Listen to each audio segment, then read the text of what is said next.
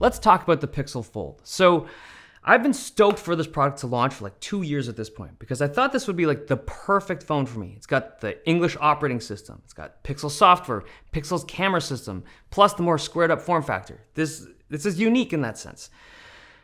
And so it wasn't supposed to launch in Canada, but I was able to get a unit in a couple weeks ago. And the first thing I noticed is that when I was setting it up, the battery life was really poor. So for the first few days, because I'm downloading a bunch of apps and purposely testing stuff, the battery life is never going to be good. But I was getting like 3 hours of screen on time. But at this point, I'm now on day 12, day 13, and I'm still getting strangely poor battery life. And what I've noticed is that battery life is highly correlated to how much you're using the little screen versus the big screen.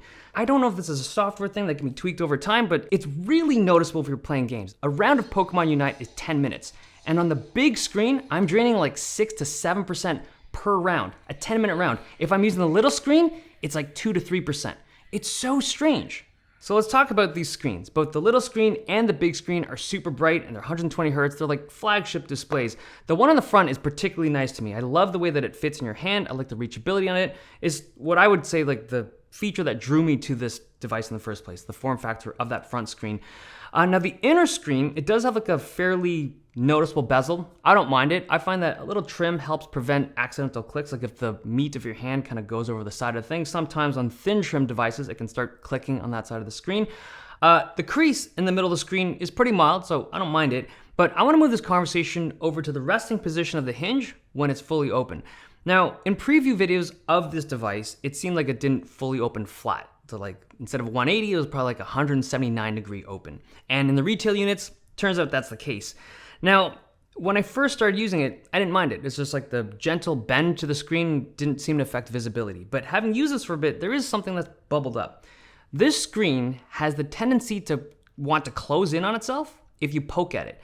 And it's in contrast to basically every other large foldable. So on this device, the Samsung Galaxy Folds, if you do poke at the middle of the screen and it starts to close, it'll just it just wants to open back up. And also because it's a taller device when it's opened up, if you're in a horizontal landscape position, because the hinge works opposite to it, it doesn't close at all. And it's even more pronounced on the Oppo Find N2, because this feels like a spring-loaded hinge.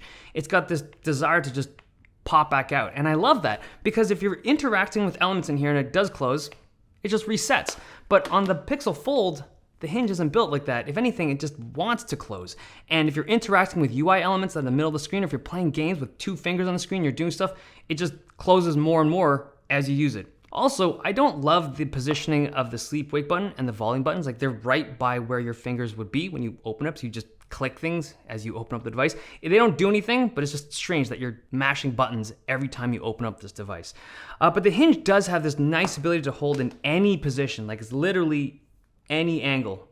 I mean, it'll topple over because the camera is back heavy, but it'll hold its position. So apps can be developed so you can actually have like a kind of split screen mini computer in front of you. So real quickly about software. A lot of the first party Google apps are already optimized to take advantage of this large screen on the inside. So sometimes you get like more menus on the side, sometimes you have more columns and just more UI elements that take up the larger screen real estate.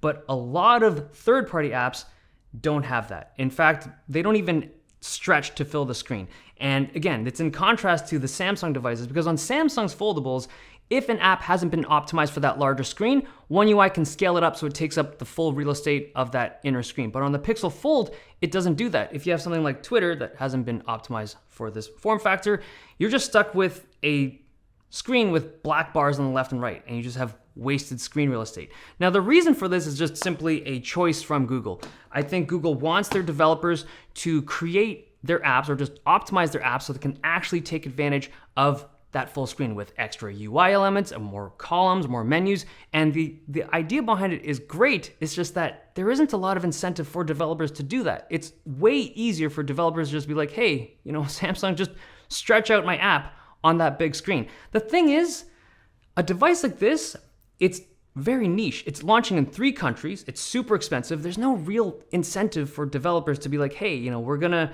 make our apps and spend resources to make our apps fit this device, or just large screen devices in general. And as a consumer, you're kind of at the mercy of developers to build proper apps to take advantage of this larger screen.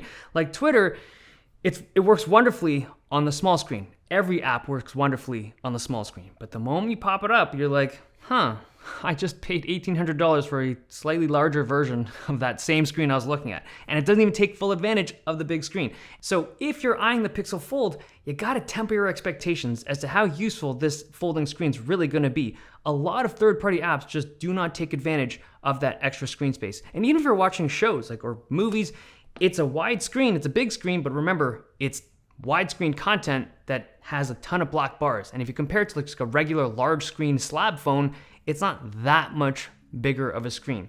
So it's a cool phone, and split screen multitasking can work great, but there are some shortcomings, like its battery life, especially for an $1,800 device. Okay, that's a Pixel Fold.